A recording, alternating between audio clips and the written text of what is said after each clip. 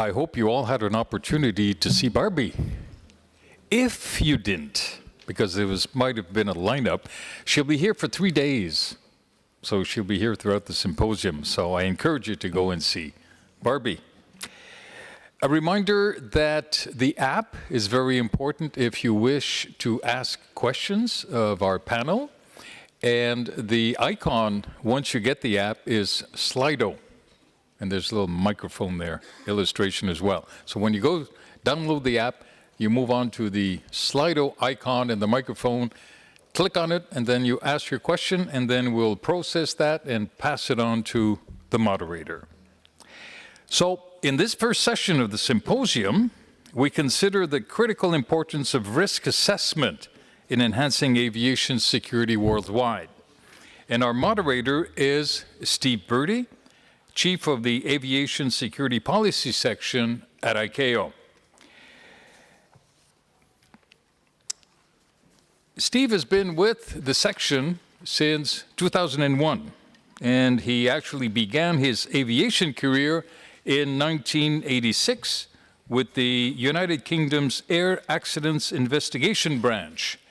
And while there, he took part in the investigation of the 1988 bombing of Pan Am Flight 103 over Lockerbie in Scotland. That led to his move to aviation security, where he was involved in audit inspection and test programs, as well as policy development at both national and international level. So, Steve, the floor is yours.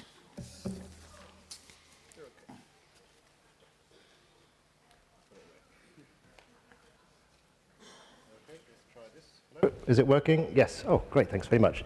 Good morning, ladies and gentlemen, and thank you very much, Denis, for that kind introduction, which reminds me, of course, how long I've been doing this work for, and therefore how old I must be by now. But I will say this, and it's not just because it's the kind of thing you're supposed to say at this kind of event, but in the 30 years I've had in this business, I've been learning things every day, without fail. And I'm sure this week, and especially during this upcoming session, I'm going to be learning a lot more things. I think it's going to be a great week, and I'm really looking forward to doing this.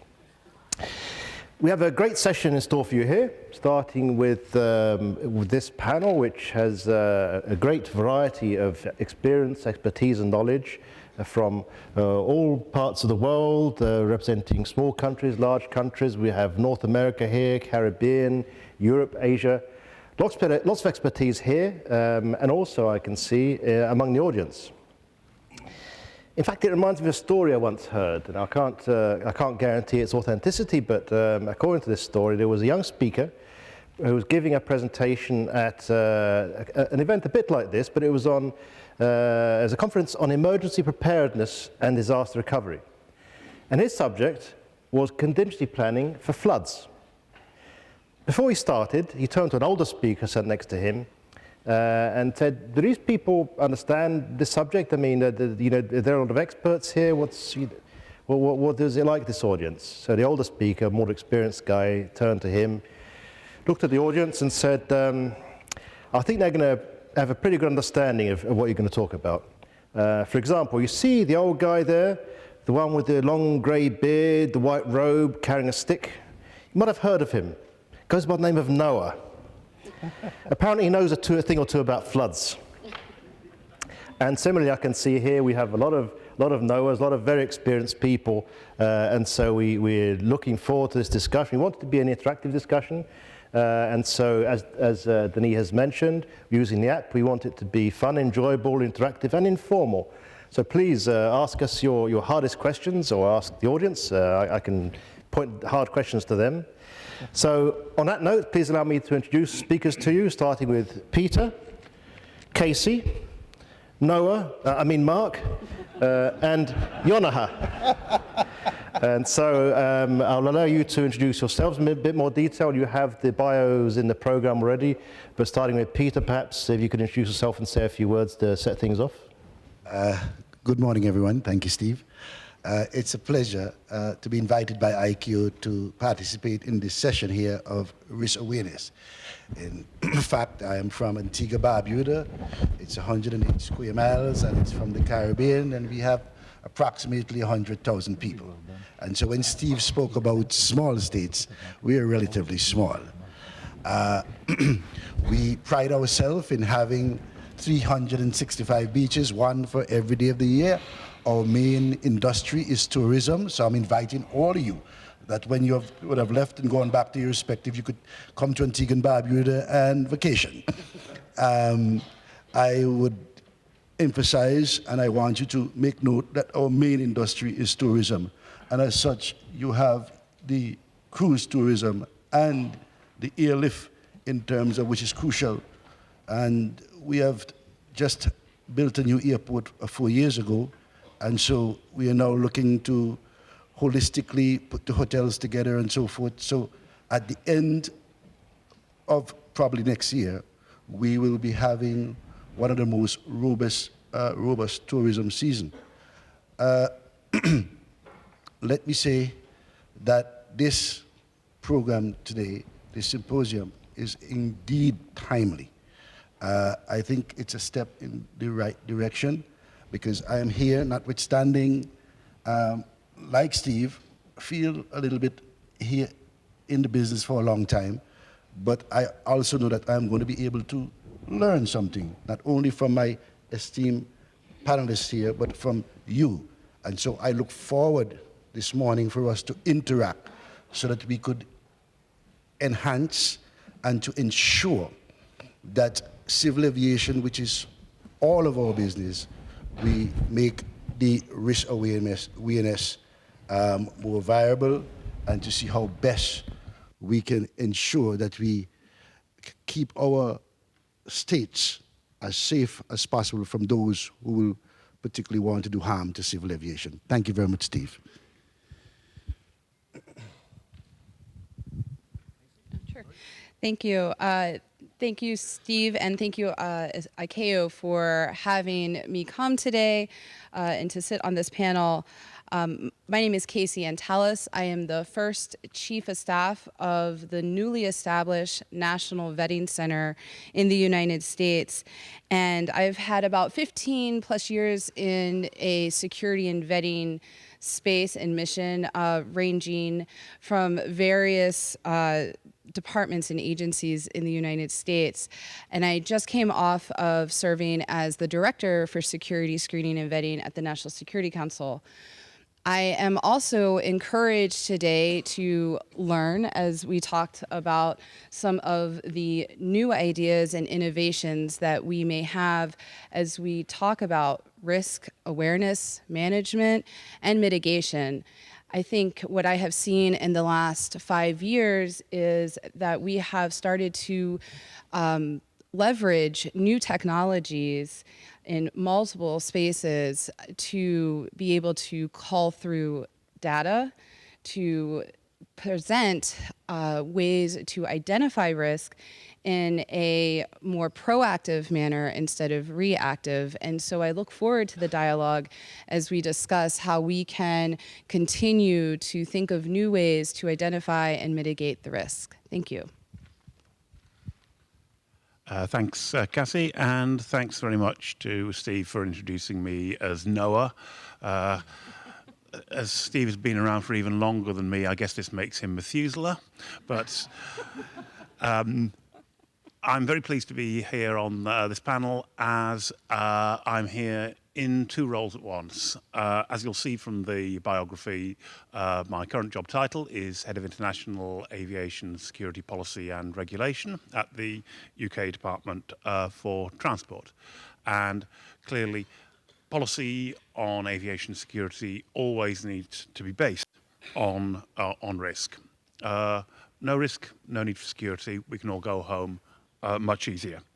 And it's important that this isn't just an add-on, that from the very beginning, questions of threat and risk are built in as the starting point of our thinking on policy development, on responses to global risk, and to the aims that we have multilaterally and across organizations such as this in order to deal with the threat to aviation from terrorism, etc. My second role here is as through my role as the UK member of the ICAO Aviation Security Panel, I'm also the chair of the ICAO Working Group on Threat and Risk. This is the working group that provides threat and risk advice to the AVSEC panel and indeed to ICAO directly. An innovation, not so new now, not quite as old as Methuselah or Noah here, but for a few years it's been realised that ICAO needs to walk the talk on this to base its approach on an analysis of threat and risk, and that is what that working group aims to provide. So in these two roles it enables me to be, or it puts pressure on me, I should perhaps say, to walk the talk in terms of ensuring that the approaches that are taken both in ICAO and in the UK are based on risk awareness, risk analysis, and a coherent approach. So this is why this panel is particularly important to me. And as Steve says, we have a lot of expertise in all parts of the room here. So I'm very much looking forward to this discussion.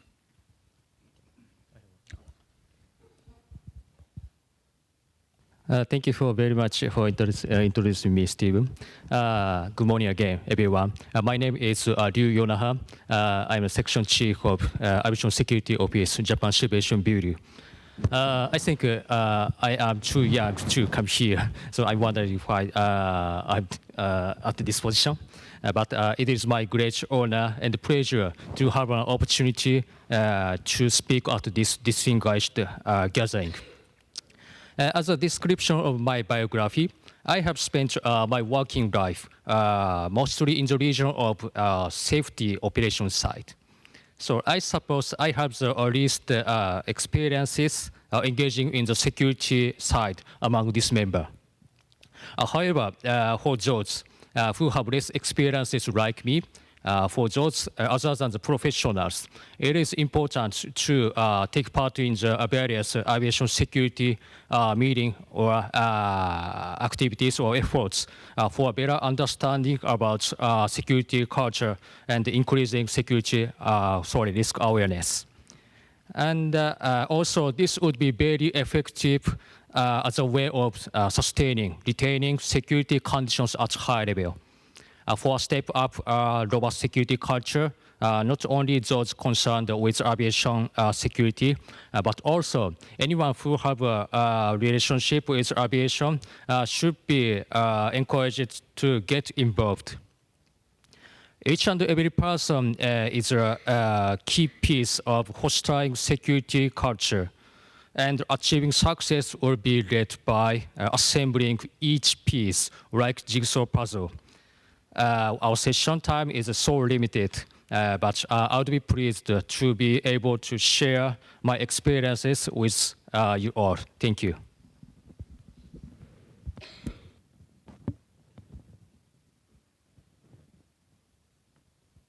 Thank you very much, ladies and gentlemen. So having had that introduction, we can move on straight on to our first audience poll. I'd like to do this very interactively.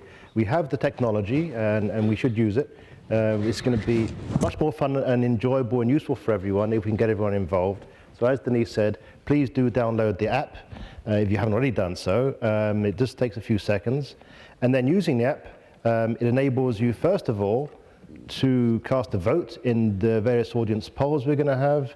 But more importantly, it allows you to ask questions of our panel members here. You may submit them anonymously. Personally, I think it actually adds a bit of value if you keep your name on there so we know who it is, and maybe we can tailor an answer accordingly.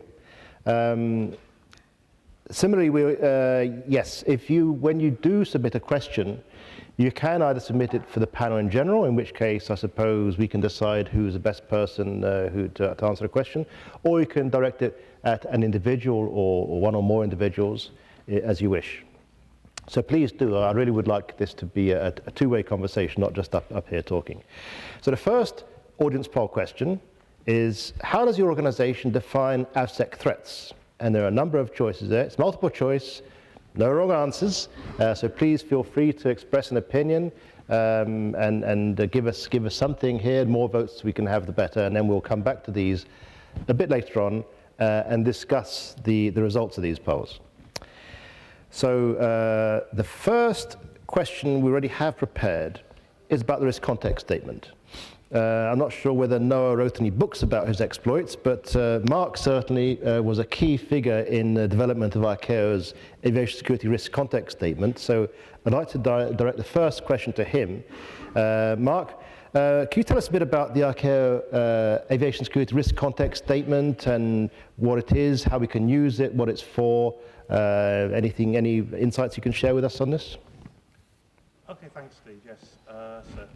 Have I switched this off? Can you hear me? No. No. Okay. I'll try this one instead. That sounds a little bit better.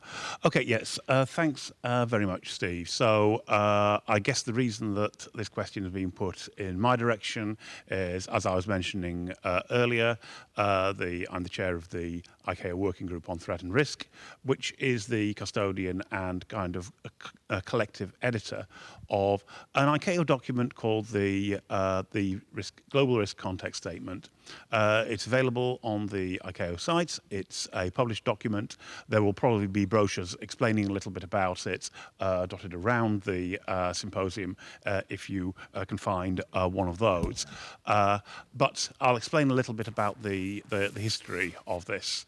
I was about to say before the flood, but I think this joke has gone on for long enough.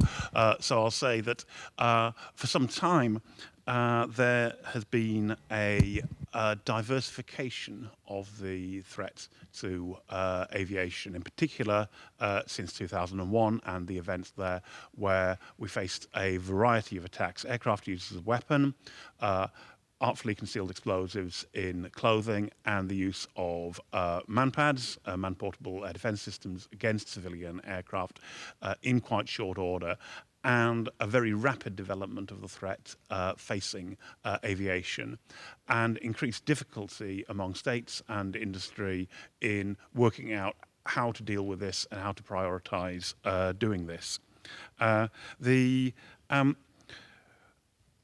What it became clear was that and I think this speaks to the point made by Angela Gittins in the last session, that you can't simply rely on ICAO to develop a baseline set of security measures because it can't evolve quickly enough.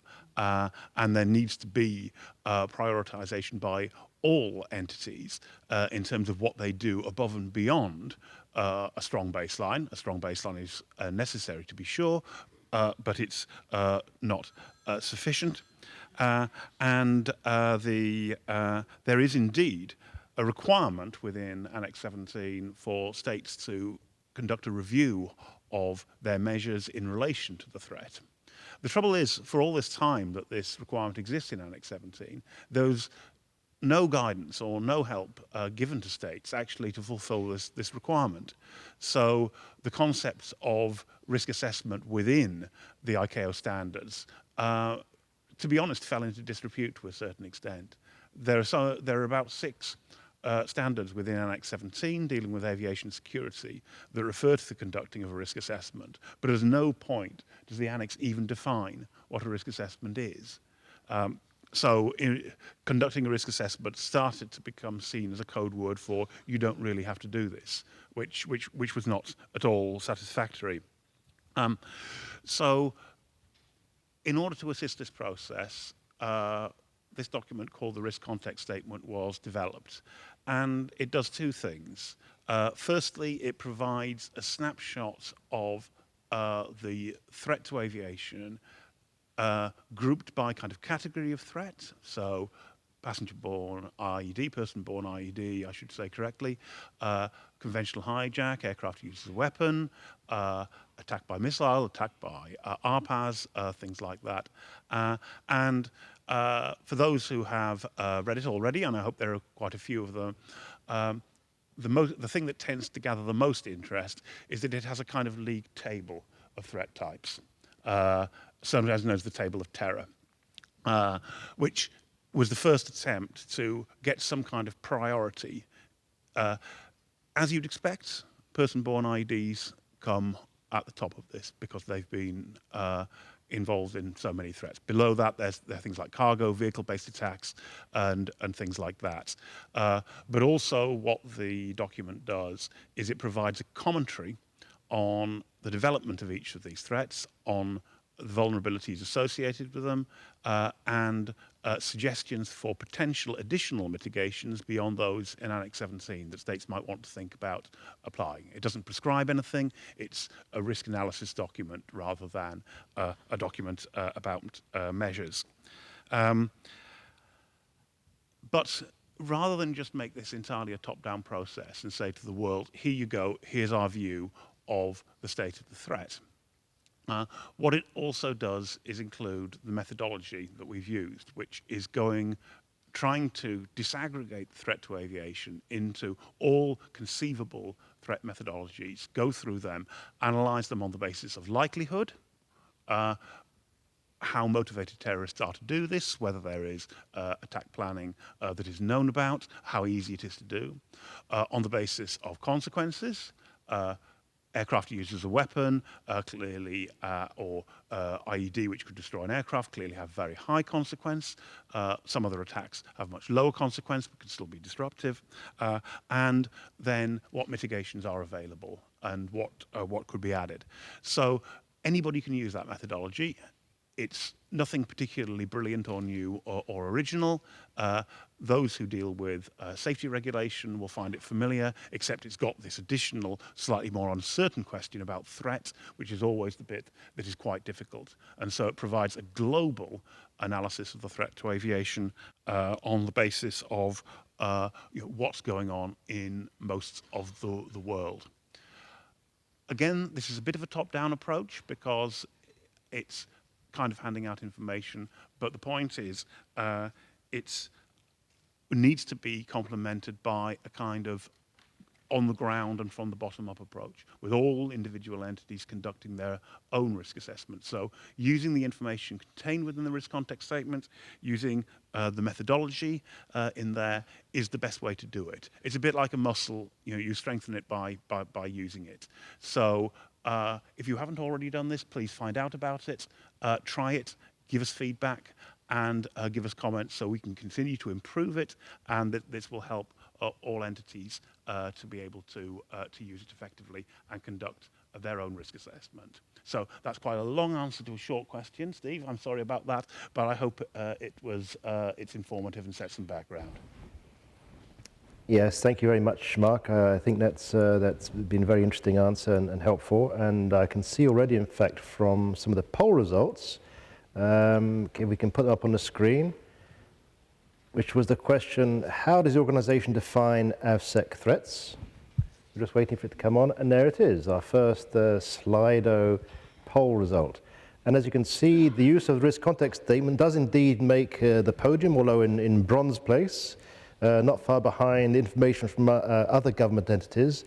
And not surprisingly, perhaps data from intelligence agencies is the key. 2 out of 3 use data from intelligence agencies to define AvSec threats, and I guess there are no surprises there. Anyone got any comments on this? No? Well, Casey? actually, no, yeah, I'll take that. I think this is still on. So I think that I see the interrelationship between the risk context statement and getting that information from intelligence agencies, and continue, even from my state's perspective, to challenge data integration and ways to make information that is often sometimes sensitive accessible to those to be able to react to it in the speed of which they need to. I think the challenge we have now is, again, how to be a bit more proactive instead of reactive, and to also challenge individuals to kind of think using the intelligence that is available on different ways to approach the risk. For example, we start seeing things like, how do we actually integrate cyber threats into this space, and so it's no surprise. But I think it's something that we struggle with every day. But that is something that if you almost take this as a factor in your risk approach, you can then develop ways for data sharing as part of your solution. Thank you, dear. In terms of data from intelligence agencies, one of the things that we developed in the Caribbean, for those who don't know what cricket is, it's like what soccer is to Europe. Cricket is a national sport within the Caribbean, Australia, England, and so forth. Those territories will know. And while we hosted the World Cup earlier, what the governments were able to do in terms of data sharing is that everyone who were attending the Cricket World Cup, from the first country that you enter, your data was taken and this was shared among all of the territories. And so that is one of the most effective ways that we can mitigate some risks. And it continued but I think that what needs to happen is to probably strengthen this aspect of it, because we have what we call now the Joint Security Control Center, which still does a bit of it, but I believe that is something that the governments within the region ought to begin to focus on, since, you know, we have so many problems around the world and people coming back from ICAO and all that. Just below us, we have Trinidad and all these. So, you know, it is vital that I believe that the governments of our region, the Caribbean, further strengthen this Joint Security Control Center to ensure that we're able to capture any threat that is posed by civil aviation outside of the region. And so what it does, this Joint Security Center does, is that any the name of any particular terrorist or coming from Interpol, once that name is entered into the system, it goes to Interpol, and Interpol would immediately give a feedback as to that particular individual and so forth. So I think this is something that other states can look at, to have this particular type of coordination, not only just from a Caribbean perspective, but from a wider scope of the international community. I think this is something that will be great, notwithstanding that we have Interpol and so forth, but individual states, as soon as you have these particular data, you're able to enter them into other states that you know that their prospective persons who could be undesirable come into the region, be noted and flagged. Okay, thank you. Peter, thanks you, and Casey. If I could just ask you, in fact you did actually very well, but if everyone could please, I've been asked to ensure, keep the microphone close to their mouth, I guess, just to make sure, because sometimes we may be fading in and out. Other than that, I can see the technology is working exactly as intended. I'm talking about the Slido and the voting app and so on, so that's giving us some very interesting information. We have, I think, 62 people have cast their votes. I'd like to see that number higher. Please express an opinion. It'd be good to get those numbers up. Good to get everyone involved, and I think this is actually giving us some very helpful information that we can take away from here. On that note, since it takes a while to get these things, well, let's use that one as a warm-up. We already have another audience poll ready, and there are some questions coming in. Good, we're going to be getting to those soon. The next question is, how much concern does the insider threat cause? Now, I know the insider threat is a big talking point these days, so it'd be great to have, 100%. Well, I think it's only one vote per, so still 100% with 5. Okay, that's better. Still, it's going to be interesting to see these results in a while, so we'll let you think about those. Those who still haven't downloaded the app, please go ahead and join in on this this discussion. You can give us your opinions. Everyone's counts equally in here. So, having said that, if I could ask, let's see. Peter, next question while you're thinking about that. What, in your opinion, is the key to optimal risk management? Well, it would be unwise for us to ignore the significance of optimal risk management. Civil Aviation Authority should never understand, should never underestimate, the importance of preparedness when deliberating on risk management. So what is key to optimal risk management? Here are some of the crucial measures for us to consider. One, make sure awareness, to make security awareness your organization mantra. And that is to ensure that at all times that there is some level of awareness pertaining to your security. Two, do not underestimate the importance of preparedness. Think of as many scenarios as possible so that you can be prepared for anything. And so in this aspect, you need to ensure that you put as many scenarios as possible in terms of what could go wrong at your airport, and to ensure that you have some level of preparedness.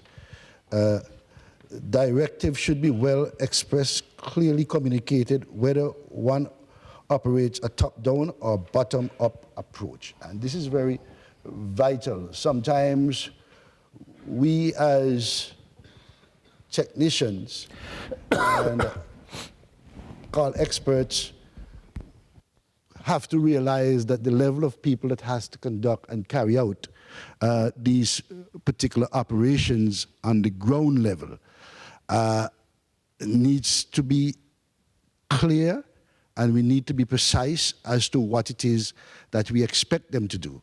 And so we have got to always be clear whether we're going to use from the top up or from the bottom up, clear as to what our communication will be to those persons. Identify the risks that civil aviation are exposed to. There are many, so that the search for risk is one particular area or a specific group. Treat every suspected situation as a hazardous and every age group as a potential threat to security. And that is, sometimes we look at the age and say that things can't happen, and so we have got to look and take no chances. Everybody is a security risk, and so we have to take that into consideration. Evaluate your current risks.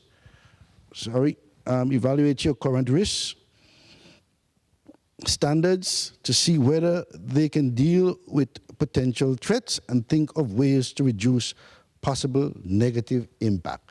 And so one of the things you got to do is to evaluate your current risk and to ensure that it can mitigate whatever risk that there is, and not just go about and create that risk assessment, and at the end of the day, you cannot have the type of procedures to mitigate any potential risks. Ascertain which areas and circumstances are susceptible to challenges, disadvantage, or risk-related problems with a view to improve these conditions. And so that is what you need to do, is to ensure which is most accessible, and to ensure that you have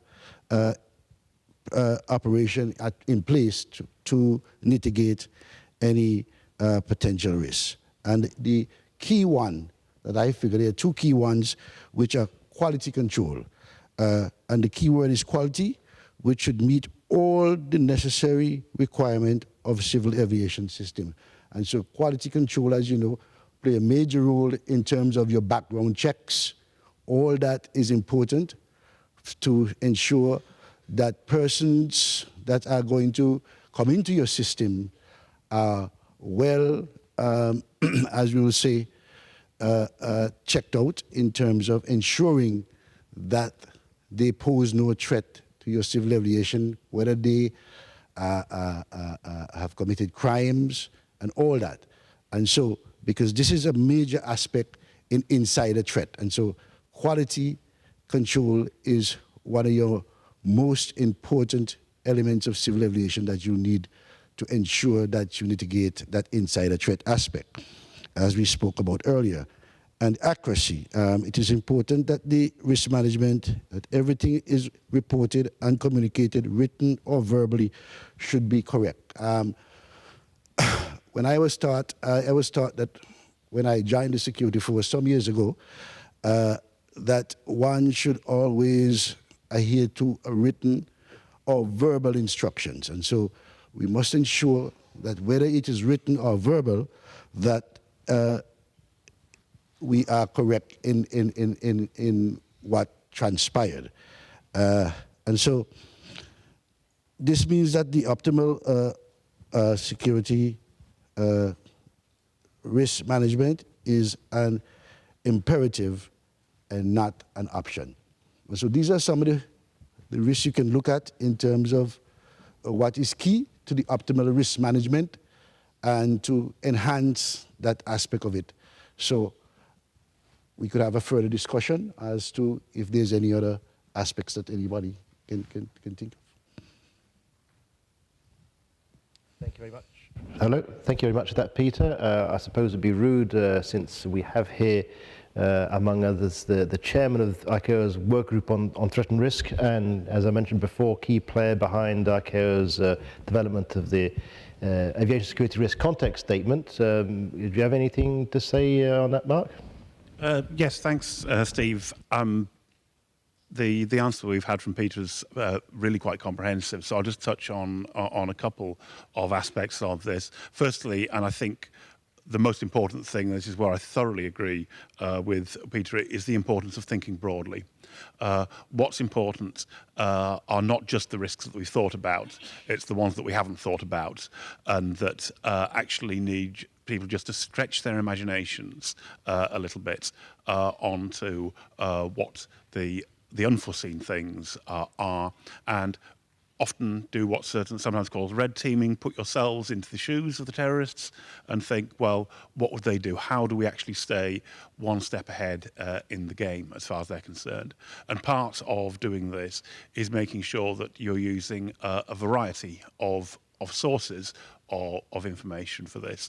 It was good to see in the first poll that there's some variety of information sources being used there. I noticed that 20% was other. It would be interesting actually to know what some of those others are. I don't know if your super insta polling thing can actually get that information from people here, but it would be a useful exercise to find out what people are actually using, as well as intelligence, risk context statement, open source, and things like that. And one of the most important sources is the people in the industry and the people and indeed the passengers. Peter was just saying to us, everybody is a potential security risk, but also we need to look at the fact that everybody can also contribute to potential security problems through the development of an effective security culture, through security being everybody's problem to the extent that it's possible, and thus creating a more difficult environment for terrorists to work in. The other thing that is important, I think, is that in a risk management process, it has to be an iterative process. You go over it again and again from time to time. Because we're facing quite a rapidly moving picture, some things do change, and there's no point in continuing responses to risks which are now out of date or have moved on. Which finally then, I guess, gets to the point of the response to risk and making sure that's kept credible. That we should make sure that measures that we take in relation to aviation security risks can clearly be related to those risks, that we're not imposing things just to make ourselves feel more comfortable or to give the impression of security, but that we can say that this is actually genuinely based on a recent and comprehensive risk assessment. That way, firstly, the passengers will be more satisfied that the security that they're going through, which is occasionally inconvenient, is necessary. But secondly, those who are implementing the security on the ground are much likely to do it better if they're confident that there are very good reasons for it. And so those, I think, as well as the things that Peter has said, are probably the important things to think about here.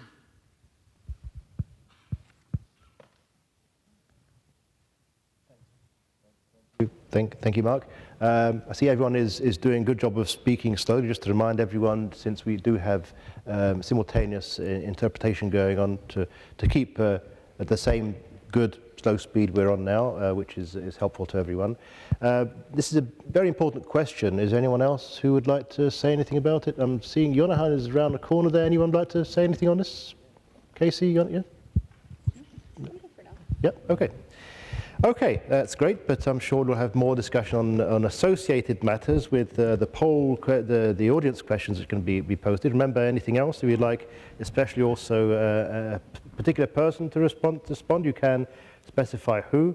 Meanwhile, we go back to the audience poll, and it was, how much concern does the insider threat cause?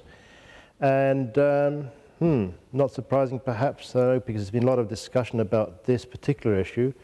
The leader so far, at least, is high concern, but few effective countermeasures are in place. It's on 54%. So I guess if that remains in the lead, I suppose it means that the audience consensus is that, or at least the majority, that more needs to be done to address the insider threat, which I think is pretty much what I've heard previously as well.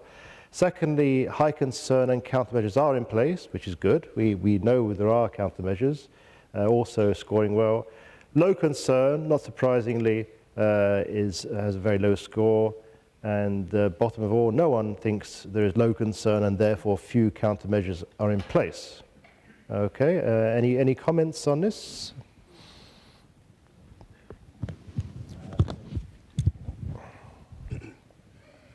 Well, Lisa. I know that TSA, in terms of had insider threat as one of the most important things a few years back, and it is a very high concern, because in today's world, what you find is that background checks are being done, and the average terrorist knows that, believe you me, that these background checks are done.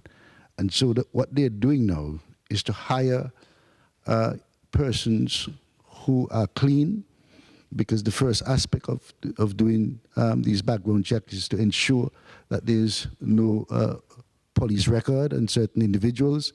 As you know, document 8973 for ICAO spells out and procedures and give guidance as to how these background checks are to be done.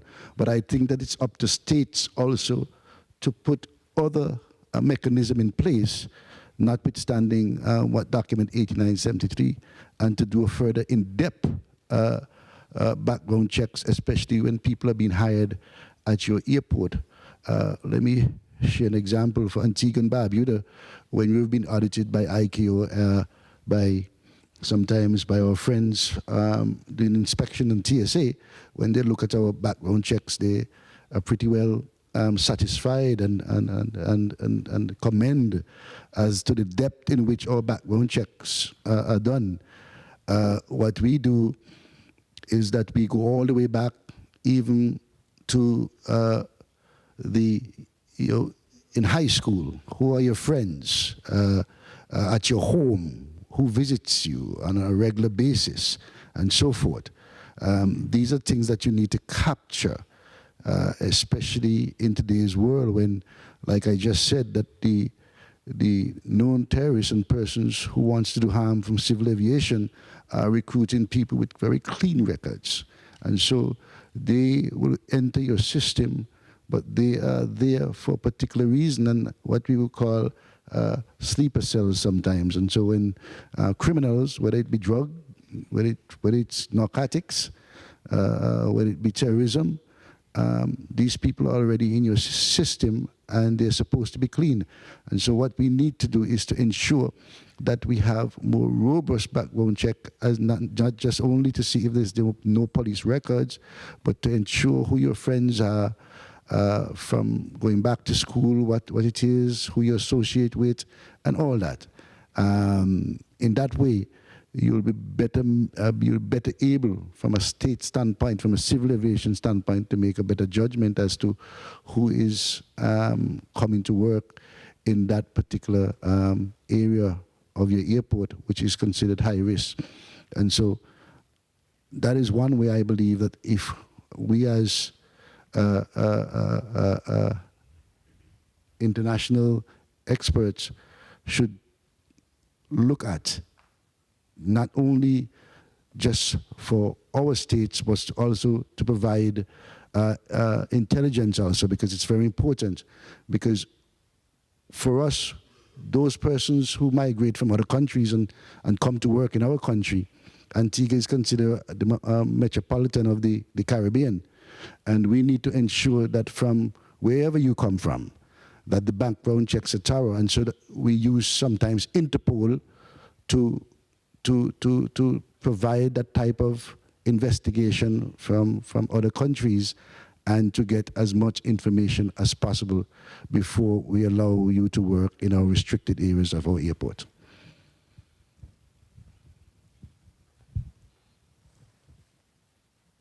Thank you, Peter. That's good. I think we've covered a lot of useful ground on there. Sorry, the chart has gone away. I'm just having a final look at the results. Okay, I see we have 53% are still in the lead, which is high concern but few effective countermeasures in place. 42% high concern and countermeasures are in place. So it's remaining fairly steady.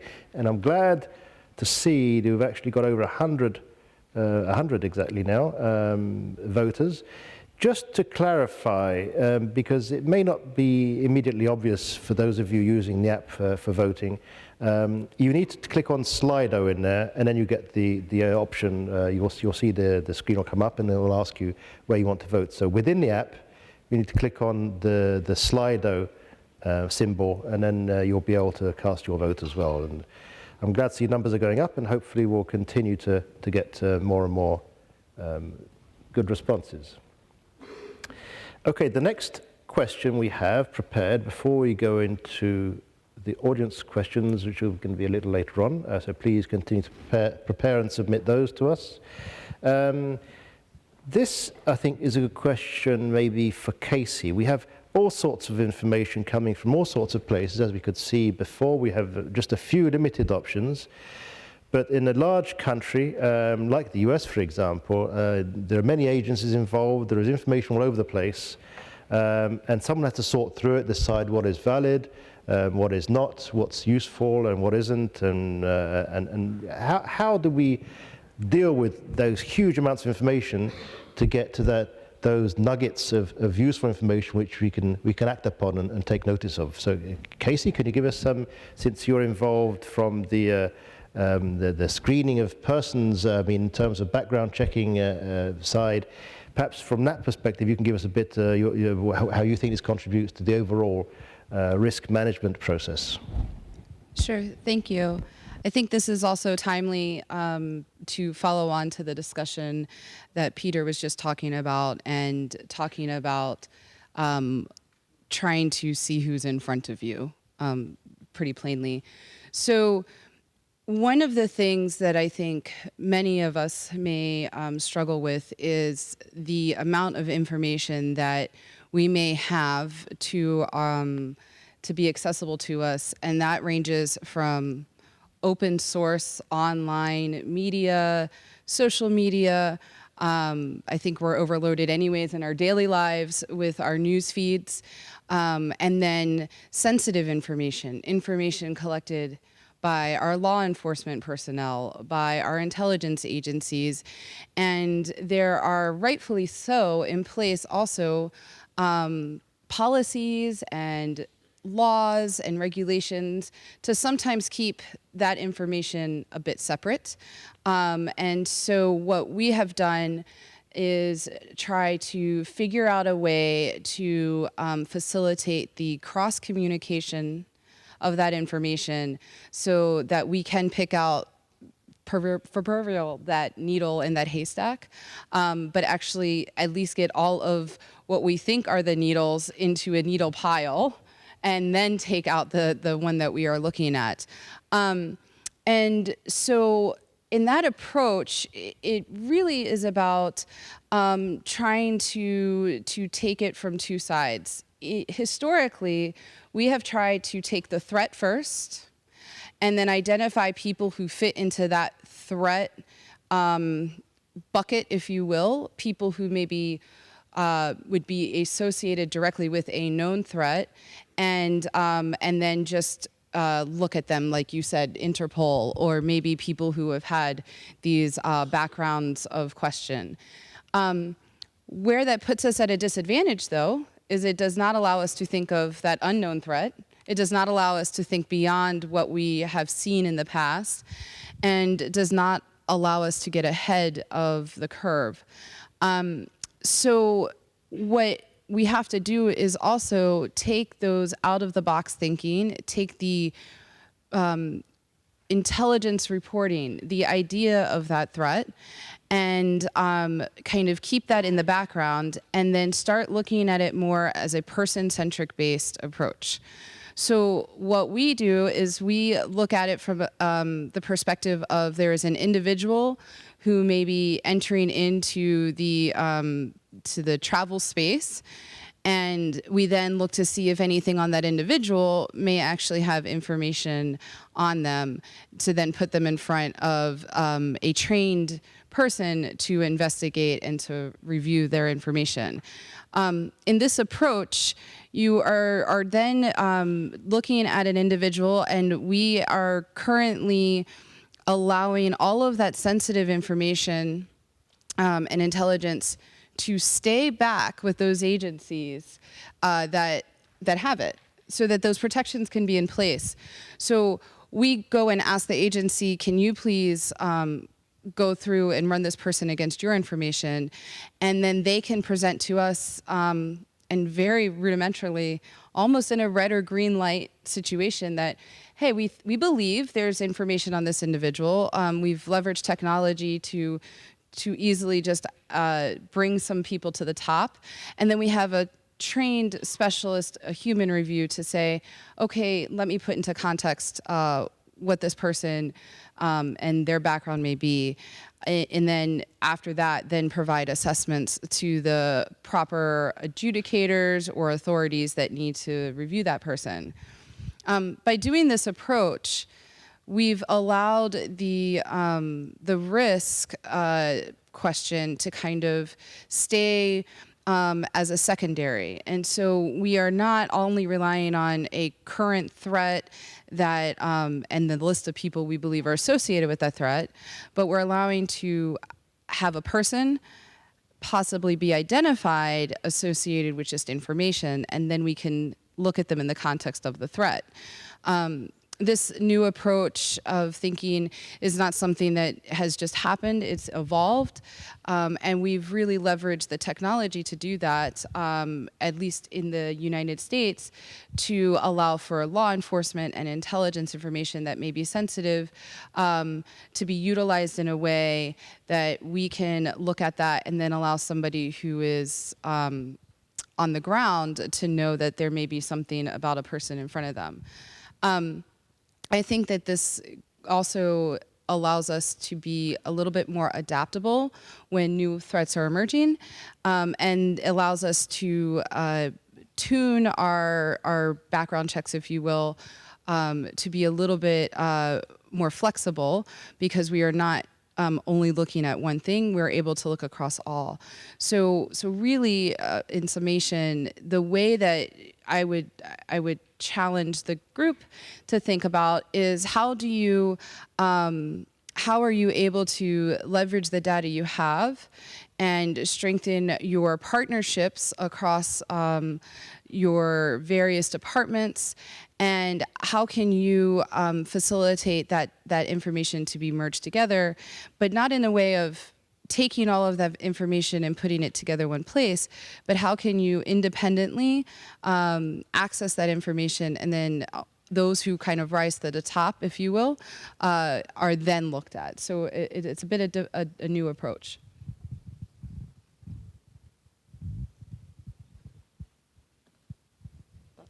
Thank you, Casey. Anyone else have anything they would wish to add from the panel on this subject? No?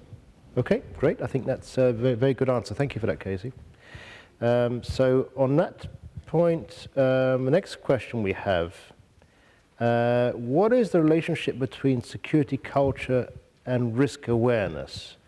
Now, that's a very good question, and I know Jonna has been rather quiet at the back there. Can I put this question to you, please, Jonna? Okay, thank you.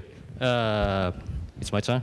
It seems to be kind of difficult or complicated to connect between security culture and risk awareness.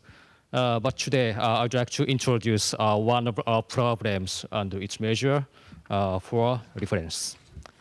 Maybe it's kind of unique. In Japan, we have a high turnover rate of screeners as one of our concerns.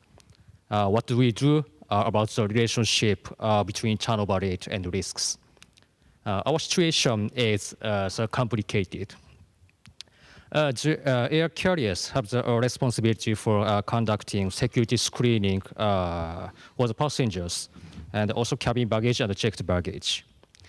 In most cases, the air carrier don't have screeners as their employees. So the air carrier, so they have a contract with the contract with separate security company. It's a Japanese situation. And on the other hand, there is a structural problem caused by another factor. As you might know, we are preparing to organize the Tokyo Olympic and Paralympic Games, which will be held next year. And preparation reaching its peak. And this leads to a labor shortage in all of Japan. The number of job offers is now increasing, and new recruitment has become difficult. And it means those who are willing to obtain a job of screeners are very few. And if a job applicant gets a job as a screener, they will experience another problem. The reality is that working environment is inferior to other industries. For instance, screeners' circumstances have irregular shifts, long duty hours, and low wages, likely hard to keep their motivation, etc. Also, definitely, our staff do see it as a serious problem. We recognize that the remaining high turnover rate and the deficiency of screening staffs will lead to an increasing risk of decreasing the quality of screening. At the same time, there is a high possibility for the passengers to wait a long time before screening. To improve these situations, we have been making efforts. For example, we organized a working group whose purpose is to secure the number of screeners and foster them. In this working group, best practices are shared with related organizations. I mean with air carriers, airport companies, airport administrators, and security companies, etc. As you might know, probably if we could realize higher wages for them, it will be easy to improve the circumstances directly as a quick remedy. However, it is kind of difficult to acquire the additional subsidies for them. In terms of the phrase, just do what we can do for now. Currently, we are focusing on keeping or enhancing the motivation of screeners and support screeners to enhance their skills. One of the reasons that our screeners are not able to keep their motivation is not being thanked by anyone and not feeling gratified. Generally speaking, the word security means the state of being free from threat or danger. To achieve this purpose, there are screenings, also there are screenings also as a screeners. But recently it has become commonplace to maintain safety, and as a result, our screeners' efforts are often not valued or appreciated. In order not to decrease their motivation, we organize a regular skill competition among domestic screeners and support security companies to dispatch their screeners overseas to exchange their views, their opinions, and share the information about their circumstances.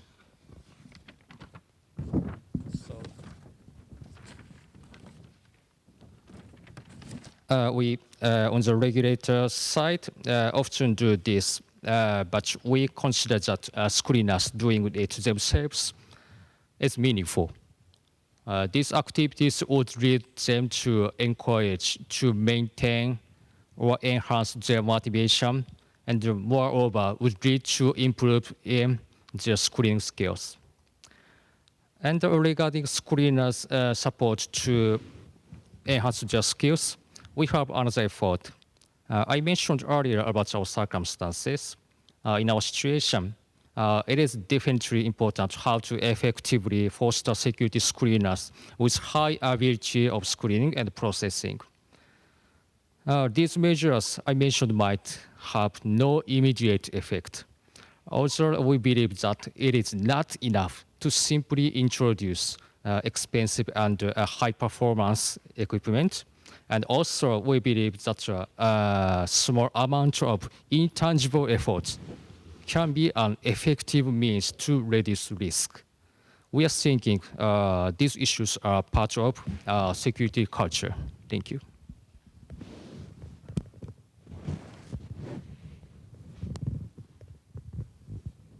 Thank you very much, Yonaha.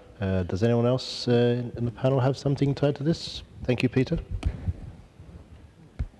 I think you mentioned there about a high turnover security rate. And, it's unfortunate because one of the things I realize that is common among nations is that we pay people minimum wage to do one of the most important jobs in the world, to secure, and I can't understand it. Here it is that security from a screening checkpoint has become more and more technical, involving more and more technology and more demands, because when you go to these airports and you look at their peak period and the amount of passengers that has to be screened within that context of a, you call it the peak period of an airport, moving those passengers efficiently and effectively, and yet the minimum wage that these security officers get, the culture is really bad, and sometimes that can pose a risk, because here are all these people fully trained into your system, inside out, and the moment they get something better, they're gone with all of your knowledge and experience to take into the outer world. And so one of the things that Antigua Barbuda has prided itself on is that we pay our security officers well. And so our turnover rate is basically minimum. And so I think one of the bad cultures we are to not and to get rid of is to look at the work that the security officer is doing, look at the billion-dollar industry that they're protecting, and yet you're paying them something of that sort. That is where the risk comes about in terms of anything can happen there.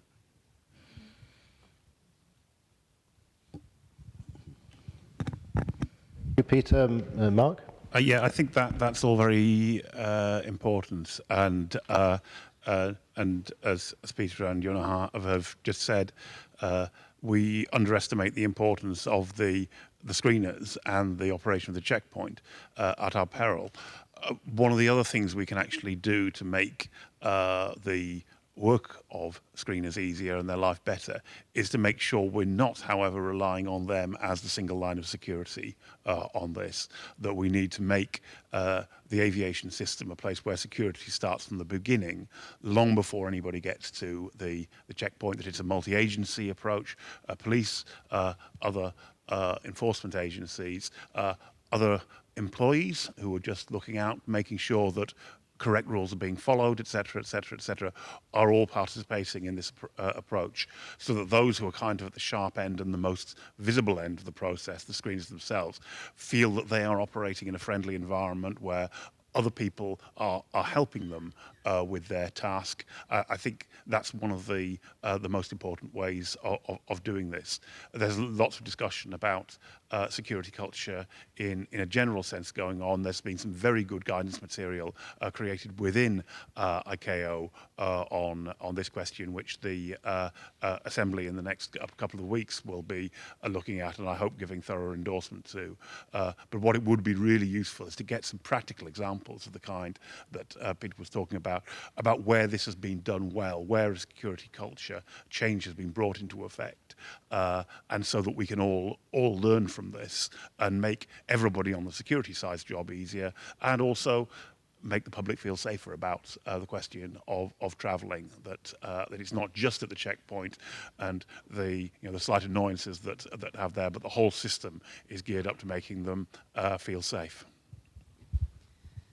And I think I'd like to add, it is not just on the airport security piece of it, but that how we just communicate to the public in general of risk, and that security is, and I believe you said it earlier, is everyone's job, and that some of the screeners are battling the public. They're not happy that they are waiting. They're not happy that they're late for their flight. It's a thankless job to them. And so how do we kind of change the culture just holistically, that for the public to understand that the processes and screening that is taking place is something to protect them, is also something that I think that some of those more public campaigns also help them raise issues to those supporting the security of the airports.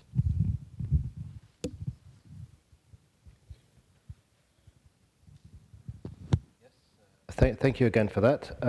So that's the last question we have here ready prepared, but we do have a lot of good questions being asked by you, the audience. And I see more and more people are getting on and participating online through the app, which is great to see.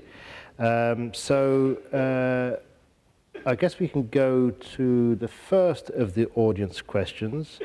And I see the top question, a top voted question, submitted by Anonymous, but it's a top question, so I'm going to pick that one anyway.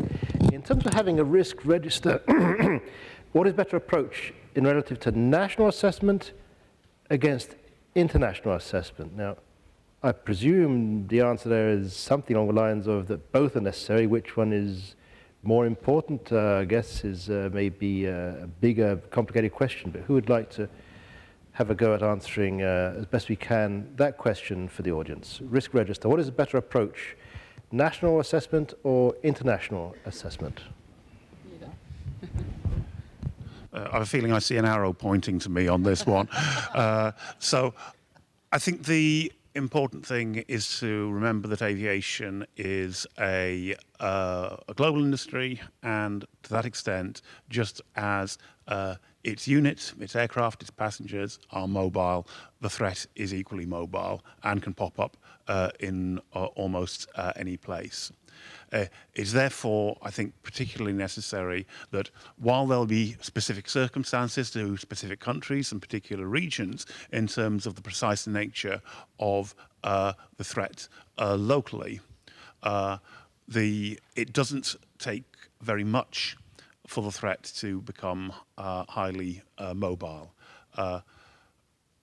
In the past, I think it was true that it was necessary because of the level of sophistication that's required to launch effective attacks against aviation, that terrorists had to have an infrastructure in the location that they were working, and to that extent, you could say that there was considerable local variation, and so a high level of national assessment was important. I think we all slightly got jolted out of that view of the world in 2017, because on that view of the world, if you would ask us before 2017, where do you think the next big aviation plot is going to come from, I don't think many of us would have said Australia, that's the place.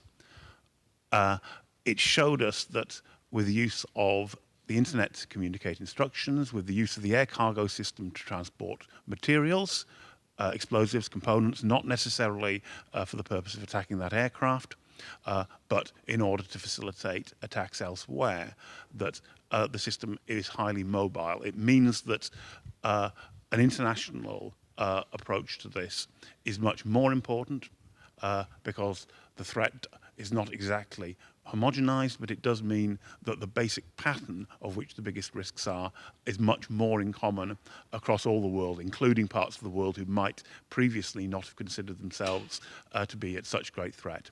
So I think the point is to start off looking at international aviation in an international way, but then to take a national spin on it. Say, okay, what is different locally? What are the particular circumstances that we face here? Does that mean we need to do more here? Does that mean we're slightly more relaxed about this question, and so on?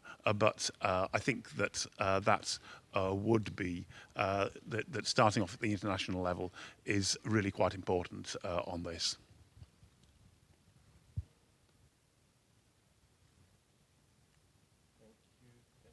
Thank you, Mark. Anyone else got anything to say before we move on? I think we've had some good answers on that already. I see Natalie has shot to the top of the list here with her very good question, and she gets a bonus for actually putting her name on there as well. Where is Natalie? Let's see. Okay. Right, yes, okay, great. So the question is, Annex has 17 SARPs. For those, if there's anyone not aware, it means standards and recommended practices, are never or rarely downgraded or removed when the risk becomes outdated. What can we do to address this problem? And that's an excellent question. Annex 17 gets thicker and thicker, as does the Aviation Security Manual in ICAO, which is now over 800 pages. We can keep on adding things to both these documents. It's very hard to take anything away. It's a very brave move to say, okay, we no longer need to worry about that risk, so let's take it out. How can we address this? Because we're always adding more and more requirements, never taking anything away. Good question. Who would like to tackle that one?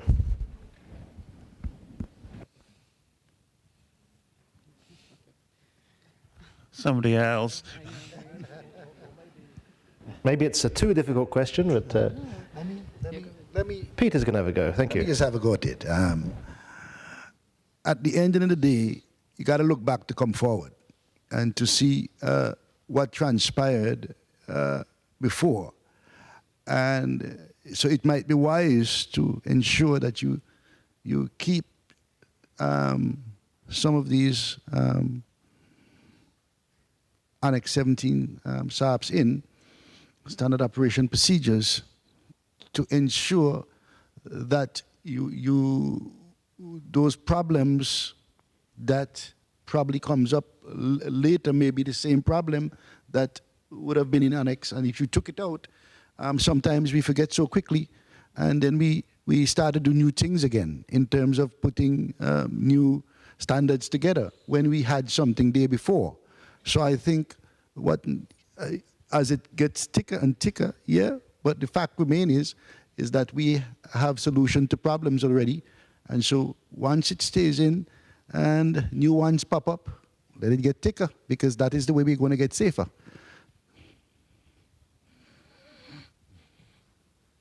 That is my simple response to that. I think what is old becomes new again often, and just in the general security space, the idea that maybe, you know, if we were ever to say, well, 2001 was so long ago, we shouldn't worry about that anymore, or, you know, not to that extreme, but that it is also, as we get new people into this space, that we continue to remind them of kind of those past issues, but also that it allows for the conversation of maybe new approaches to an old issue. So, you know, at least from my opinion, we have also in many other areas for risk had the same issue of it's just a thicker and thicker book. It's more and more, but that it has often proved useful to keep that information there, because make no mistake, the threat, those who are looking for it also may think we've become complacent, and that maybe we have also forgotten and moved on, and I think we've seen that in the last 20 years, and so we don't want to leave ourselves open for that vulnerability. The reason I was so keen not to go first on this is because Natalie and I have talked about this to each other quite a lot. And so I would make this point that there has to be some sympathy with the regulators here, because it is genuinely difficult to remove security measures. After a while, people get used to them and they start almost to welcome them, even when they were unpopular when they were first introduced. A few years ago, our colleagues in the US tried to make a small change to the question of small blades being carried on aircraft, and it caused a political controversy which was out of proportion to what was really quite a sensible tweak to the system to just make things a little bit more streamlined. So firstly, everybody has to learn from that lesson and prepare the ground very well if you're going to make these kinds of changes. At root, I'd say I'd go back to my earlier point, which was that risk assessment has to be continually renewed to make sure that you're still shooting at the right targets. And so here's a little bit of a story that because Natalie's organization, ACI, actually came to our group to say, could you take a look at the list of prohibited items which is published by ICAO and contained within the security manual, and see if you think it's relevant. And so what we did was we mapped the list of prohibited items against the highest risks that were identified in the risk context statement, and we looked for the correlation between the two of them, and it was frankly non-existent. There were endless items which on this list which could have been used for conventional hijack at a time when conventional hijack was a new and unexpected thing, and things like armored cockpit doors had not been introduced on aircraft. So we found that there was a specific prohibition against catapults on aircraft, but not a specific prohibition against poison gases. So at least by doing that analysis, we can say, hey guys, we've got a situation here which is anomalous, and then let's have a look at how we deal with it. But yeah, the risk assessment is only the first stage. Then there's a slightly more difficult task for regulators, but at least make the argument, show up what the problem is, but in particular, show that something is genuinely redundant, not just that it's a bit of a nuisance or you don't like doing it, before you go to the process of saying, can we get rid of this, please?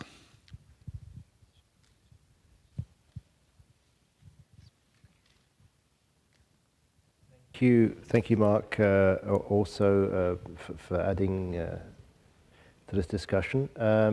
We have 12 minutes left, and I would like to, while we're waiting for more questions, and I see there is one I'm a bit dreading asking, one on cyber there, top of the list. While I think about how to avoid that one, I'm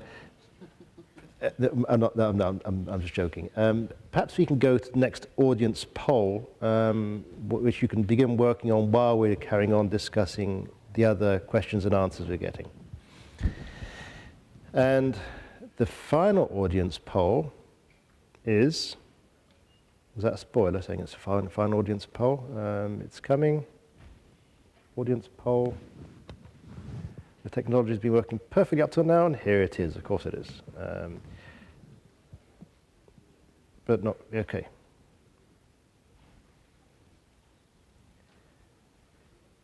It's just coming. I see it coming. Okay, I can read it out to you, and there it is. The final question is, when you think of risk awareness, what is the one word that comes to mind? And here you don't have multiple choice, but you do have the constraint of one word, please. Maybe 2 words if it's hyphenated, that's not so bad, but you'll see why later on. You can't have a whole sentence, it doesn't really work on this. One word, ideally, only one. What is the one word that comes to mind when you think of risk awareness? What do you think is the key, the main issue? What is the one word you think needs to be considered when it comes to risk awareness? Again, through the Slido app within the Meetings app, please go ahead and tell us what you think, and then we'll see the results a little bit later on. Meanwhile, we go back to the questions from the audience. Okay, the cyber threat, it is a difficult question, the number one question. With the cyber threat continuing to evolve, how should states and ICAO acquire the required expertise in a civil aviation context to effectively assess cyber so as to ensure proper mitigation? And I can tell you that is a very difficult question, because we have from time to time been trying to recruit aviation cybersecurity experts, if such a thing exists. In fact, I think both of those are already gainfully employed and are not interested in coming to ICAO. They probably earn more money where they are. It is a new field. It's not cybersecurity in a traditional sense. We're not asking for someone to install virus blocking software on our PC. We need people who understand both the IT world and the aviation world, and in particular the communication of information in the aviation context, which can be through air traffic management, it can be on board aircraft using the avionics systems aircraft have, which require electronic IT interfaces.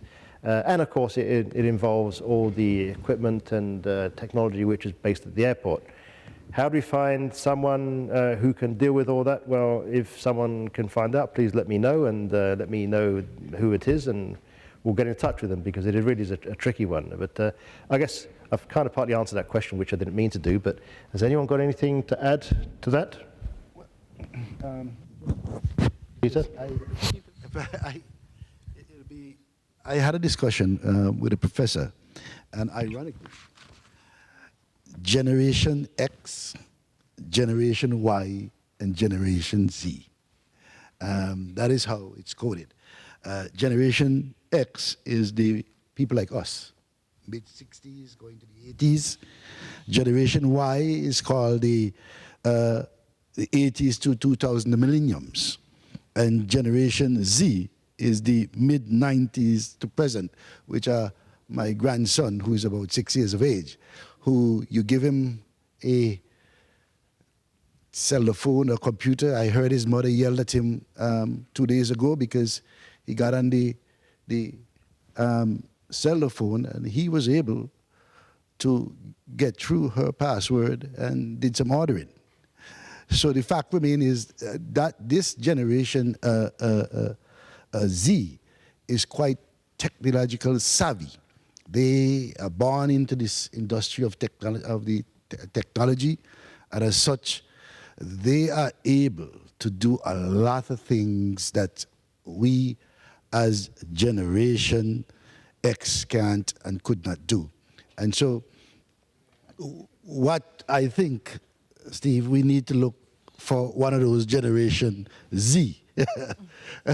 Yes. So, but the state of Antigua and Barbuda, and as the oversight officer, I have employed somebody within the ministry to have begun to look at this aspect of it.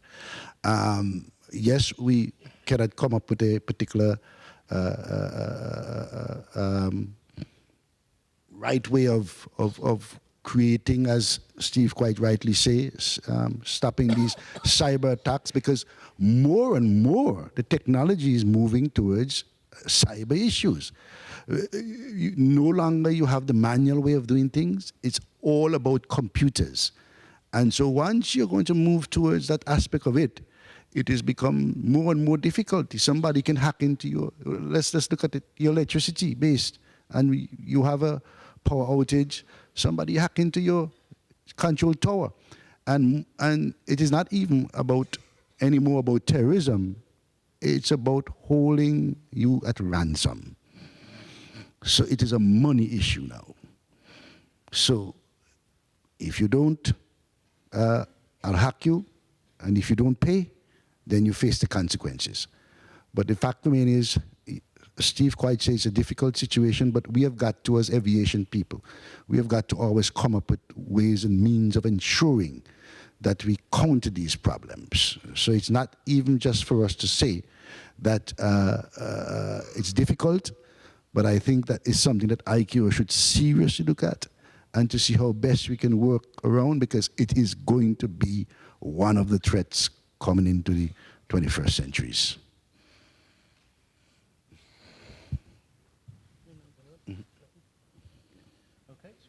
Thank you, Peter. That's very valuable. So basically what we need to do then, we need to advertise for a position with experience in all those areas, good 10 years experience in aviation and IT systems, and be under 18, right? Yeah. Okay. Thank you. So I think it's now would be a good time to look, at least an interim look at our poll, if we can. Yep, it's there. Oh, there we have. We have the word cloud. You see there. This is why I said one word only, which just about everyone has abided by, and I think the two-word version there is certainly allowed. So the one word that comes to mind when we talk about risk awareness, the big one in the middle, education. I suppose that's it. Education, information. We need to get the word out there, get people to know what the problem is and how to deal with it. Intelligence, culture, threats are a big one, of course. We need to be aware of the threat to be able to be aware of the risk. I think that goes without saying. What are the panel's views on these? Well, you want me to go again? Yes, Peter, please. Well, education, as you can see, is a vital aspect of the whole heartbeat of what is happening there. And so it's not about just education for the people in the industry, but it's the education also for the general public.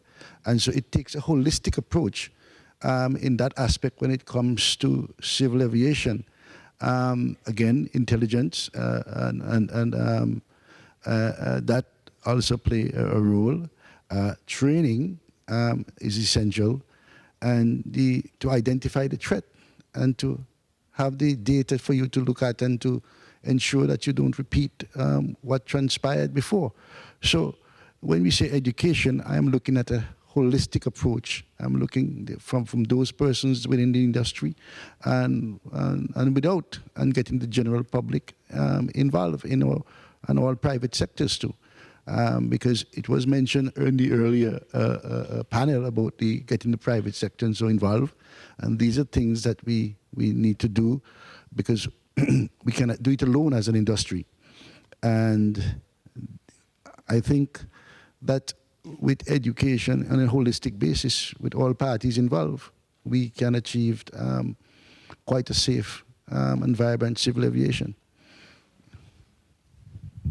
Real quick, because I know time is short. I think education, I 100% agree. It is not just continuing education with those who are just in the security world, but is a holistic approach to get the public involved as well.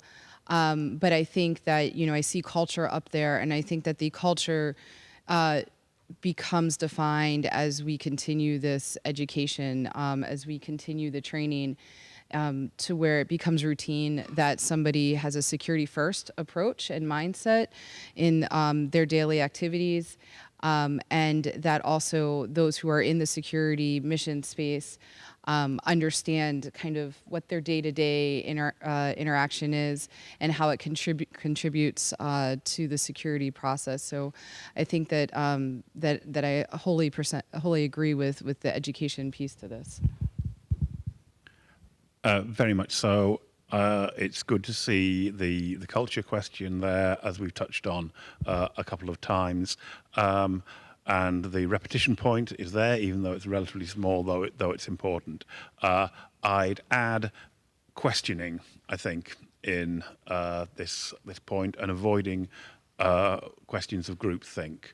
Always, maybe challenge is the word that we need on this. That don't accept received wisdom in risk awareness.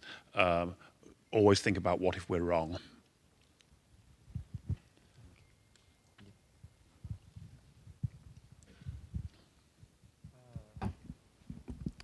I can see the education is very important for screeners to again keep their motivations. So and I fully agree with the idea. Thank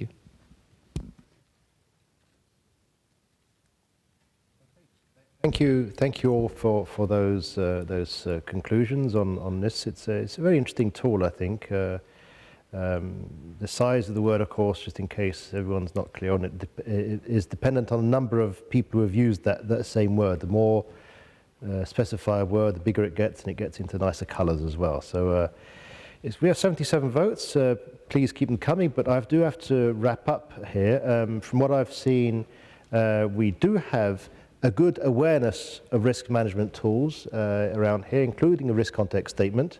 And I can only hope and assume that knowledge will have increased during the discussions here. The insider threat is a definite concern. What we should do about it is still perhaps an open question. Having a strong security culture is definitely an important tool to maximize risk awareness. There's huge amounts of threat information out there, and it can be a challenge to an effective risk management, but not impossible with the right approach. I've got a lot of scribbles down here. Won't read them all out to you because it wouldn't make any sense. But certainly, I think I conclude that, as I foresaw at the beginning, I've certainly learned a lot of new things here, and I hope you have also. On that note, if there's anything else, any of the panelists would like to say a few words to close, or you're good? Peter? Just to thank ICAO. Do you want your microphone? Sure. Just to thank ICAO for having me here and my the panelists here up here with me, and to thank the audience, because I know that from once I step off, I can have a discussion, and so the education continues, because as aviation human resource personnel, we all are always seeking knowledge to improve the system as best as possible. And so, again, what I think that we can have here is networking. And it's very important, too, from a risk awareness situation. Because the more involved and the more discussion we have on it, in terms of ideas and in terms of having, meeting new threats level and all that, is something that we can overcome from an aviation standpoint, and not being, as they say, we can be proactive and not reactive. And so that is where I think we want to go. And everybody here, I believe, have that particular type of passion, that no longer can we become reactive, but let us all think out of the box, as they will say, for us to become proactive, to ensure that all 193 ICAO member states here have the finger on the right button for aviation safety worldwide. Thank you very much. Just thank you, Steve, and for the panelists and for the audience for a wonderful discussion. And I look forward to continuing that discussion well after this is done. Absolutely, and the most important thing I think about risk assessment is that it's not an end in itself, it's the start of a process which will be covered in the next sessions. So let's just make sure that we're thinking about all these sessions as an integrated whole and get the maximum learning from them that way.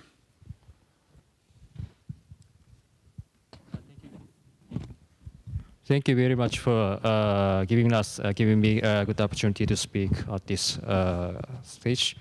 And I suppose when I mentioned earlier, it's just only a part of strengthening security culture and increasing risk awareness. Naturally, we are not satisfied with just only the few efforts I introduced earlier, and but we are conducting the various initiatives not covered today. However, even if we have a way to implement efforts to improve, there are many cases that we cannot do due to various circumstances. I'm not a US citizen, but I heard this phrase before, do what you can with what you have where you are. This is a wise saying from the 26th President of the United States, Theodore Roosevelt. As this phrase says, we should work on something that we can do, even if it is small, to expand and to be embedded in risk awareness and security culture for everyone. Thank you very much, Fabio. Thanks, everyone. So I guess now back to Denis. Thank you.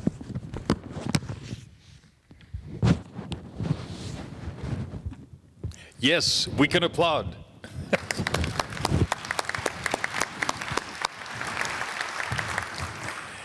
Steve, I'd like to thank you specifically for your wonderful handling of the app technology.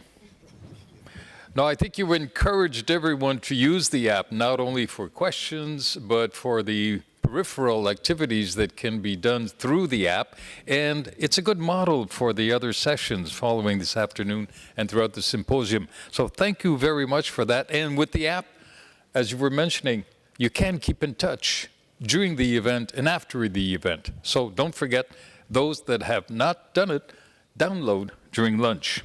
I'd like to salute our friends on the ICAO YouTube channel and encourage them as well to send in questions and comments to our panels. I have news about Barbie. Her fan club is growing. A lot of you have been to the MSA booth, and they have kindly agreed to do a demonstration. Well, Barbie will do the demonstration tomorrow in this hall at 10 to 2. So at 10 to 2 tomorrow, there'll be a 15-minute demonstration by Barbie on how to detect explosives. So that's also a good way to get everyone in the hall in time to resume the session tomorrow. So we're very happy with that as well. We now are just a few minutes away from lunch, and our lunch sponsor today is Nuctech, and a presentation will be made by Amy Huang. Now, Amy has served as marketing director at Nuctech since 2011. She is responsible for developing the marketing strategy, managing media presence, coordinating promotion campaigns, and leading the continuous analysis of competitive environment and consumer trends. She also manages and oversees sponsorships, events, and public relations. And Amy holds a master's degree in information science from Peking University. So Amy, we're looking forward to your presentation.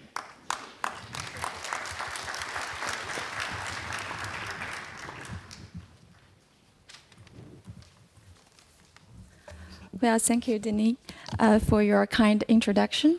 It is a big pleasure and a great honor for Nuctech to be a part of this important meeting on aviation security, which is actually a very pressing issue in today's day and age. Well, I need a flipper.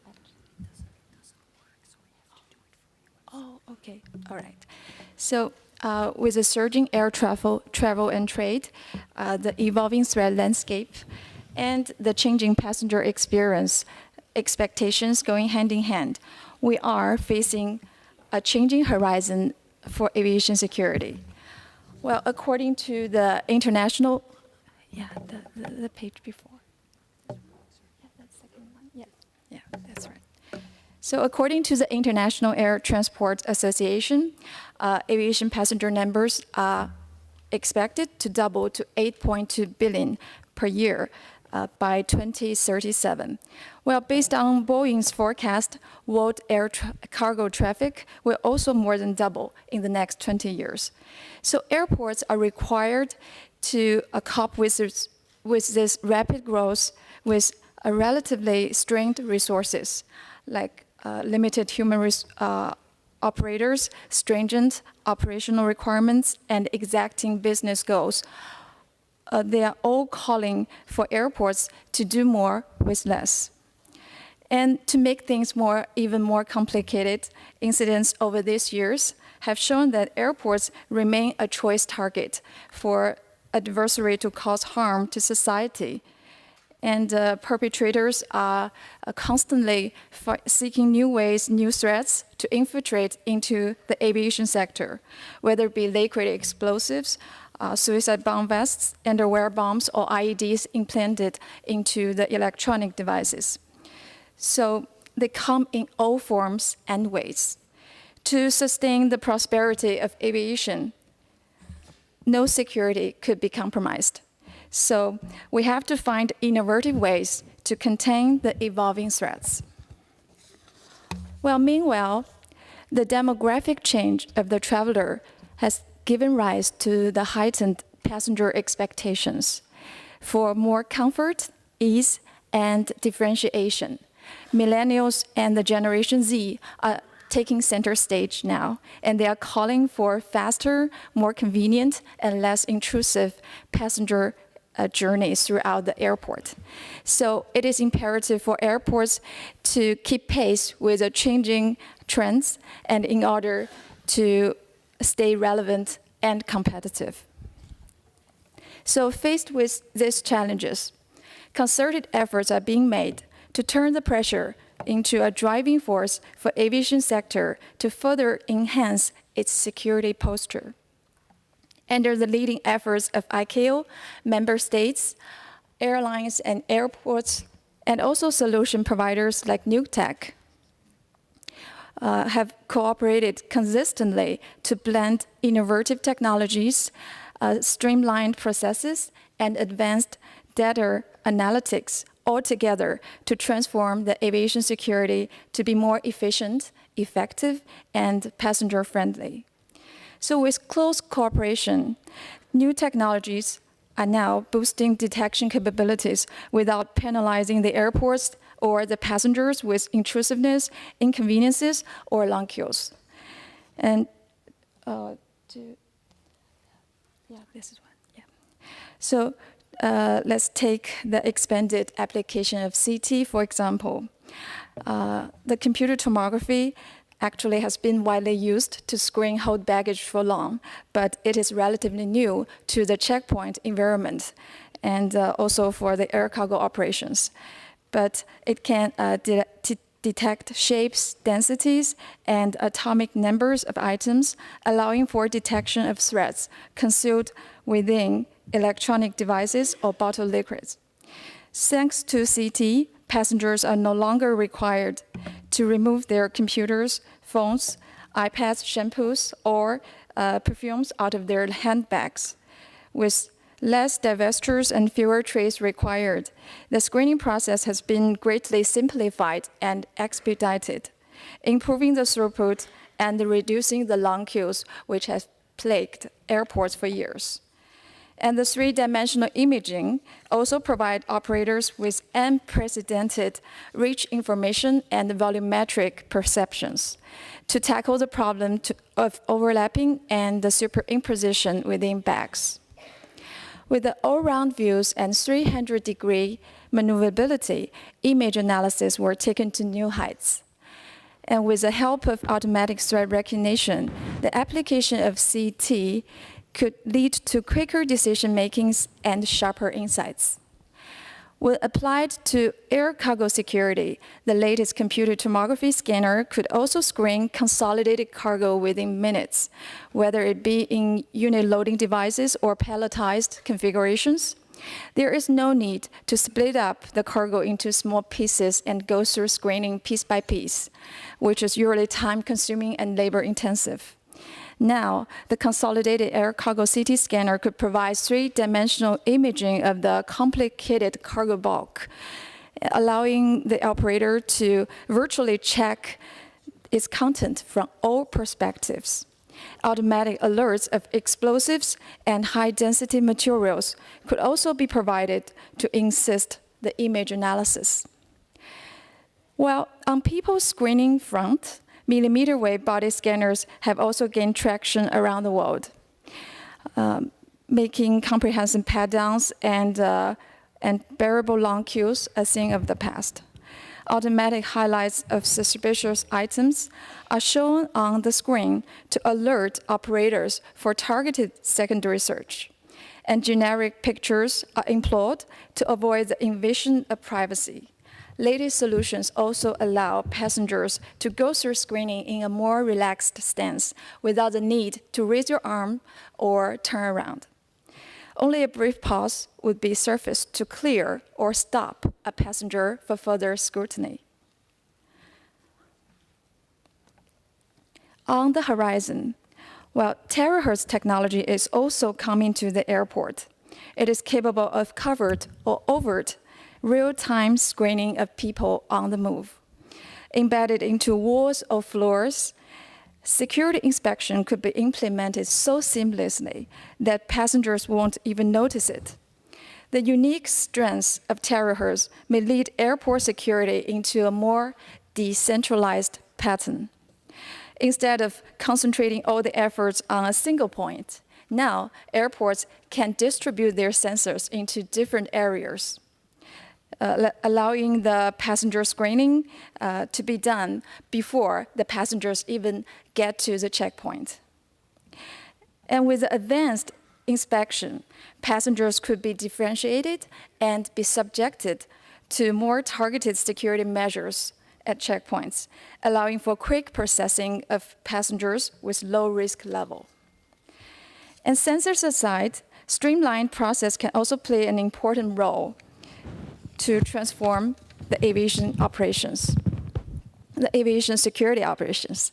Automated screening lanes could significantly improve passenger throughput by automating functions that was previously performed manually, freeing the operators from the labor-intensive tray moving to more critical missions like providing more guides and help to passengers on site. And the motorized conveyor belts draw and return bins automatically. RFID tags and on-site picture taken for the bin also add additional accountability to the bag for later retrieval. Bins which trigger alarms are automatically diverted to specific areas to allow bags behind them to continue their journey uninterrupted. So beyond the innovations in the physical world, significant developments of digital screening are also taking shape. So the data plus is here and now. Artificial intelligence is releasing the full potentials of security sensors. Combined with automatic threat recognition, CT and millimeter wave body scanners now can detect an ever-expanding list of dangerous, prohibited, and even contraband items, ranging from explosives, narcotics, knives, sharps, lighters, lithium batteries, to even bundles of cash. Compared with human operators, AI is never tired and bored by the repetitive and highly demanding work of image analysis. Also, it constantly learns from past experiences to further improve its skills and adapt to new threats and changing environment. ATR opens up the door to more operational efficiencies as well. It eliminates the need for passengers to remove electronics and liquids. And it holds great promises to free travelers from divesting their keys, belts, or jackets before stepping into body scanners. With more advancements incoming, we might see a future where passengers can actually breeze through checkpoints with much more ease and comfort. Based upon extensive system information, AI can also introduce new capabilities to improve and optimize system operations. Preventative maintenance can take a large amount of operational data into actionable service schedules, maximizing service uptime and optimizing the system operations. Also, AI may open the door to risk-based screening. The multiplexing network platform integrates the rich information from all sensor nodes, weaving them together to create a whole picture of the traveler. Further combined with information from outside sources, like CCTV footage, passenger information like API or PNR, or the blacklist information, AI could greatly enhance the situational awareness of the security system. Checkpoints now could flex and respond to threats more quickly, differentiate people with their specific risk scores, and allocate security resources accordingly. The one-size-fits-all approach may be a thing of the past. It is possible that a unique experience for every individual can be realized in the near future.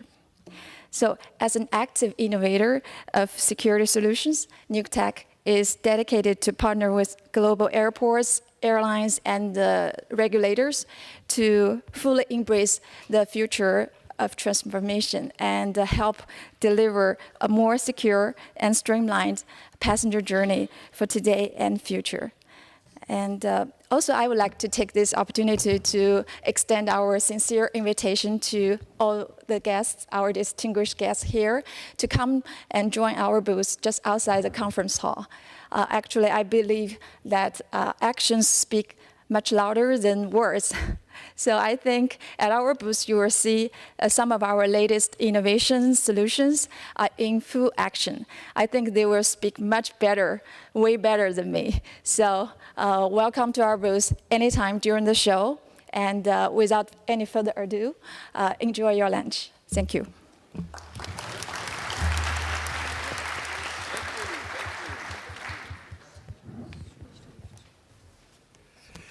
Thank you very much, Amy, and we did enjoy your presentation, and we will go to your booth. And thank you so much for lunch as well. The networking lunch will begin in just a few seconds because I have nothing more to say. So I wish you bon appétit, and we'll see you again at 2 o'clock. Merci.